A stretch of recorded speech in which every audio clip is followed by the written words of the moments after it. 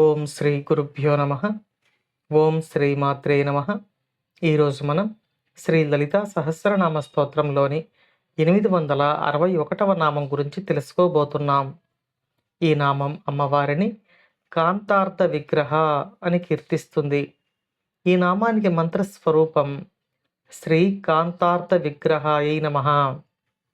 మనం ఇంతకుముందు నామంలో అమ్మవారిని కాంత అని కీర్తించుకున్నాం. ఇప్పుడు ఈ నామంలో అమ్మవారు కాంతార్థ విగ్రహ అని కీర్తించబడుతున్నారు. ఇప్పుడు ఈ నామానికి అర్థాన్ని తెలుసుకునే ప్రయత్నం చేద్దాం.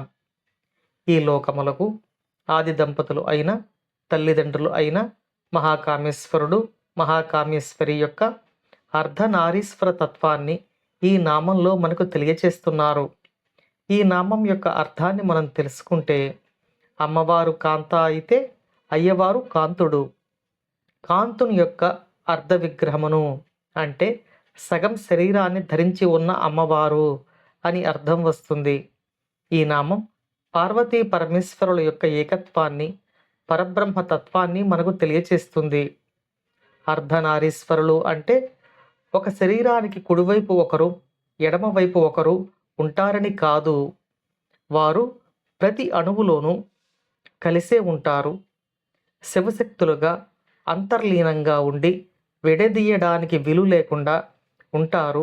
కాబట్టి ఈ నామంలో అమ్మవారు కాంతార్థ విగ్రహ అని వసిన్యాది వాగ్దేవతల చేత కీర్తించబడుతున్నారు.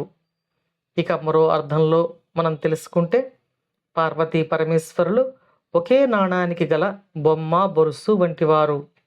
మనం ఇంతకుముందు నామాలలో ఒకే ఒక పరబ్రహ్మ సృష్టి చేయాలనే సంకల్పం కలిగినప్పుడు ఆ పరబ్రహ్మము నుండి శక్తి ఆవిర్భవించింది.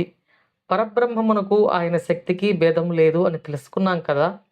అలాగే ఈ నామంలో పరబ్రహ్మము అయిన పరమేశ్వరుని యొక్క అర్ధభాగముగా అంటే విడదీయలేని భాగముగా కలిసి ఉన్న మహాకామేశ్వరి మనకు దర్శనమిస్తున్నారు. ఆది దంపతుల అనుగ్రహం మనపై ఎల్లవేళలా ఉండాలని కోరుకుంటూ ఓం శ్రీమాత్రే నమః.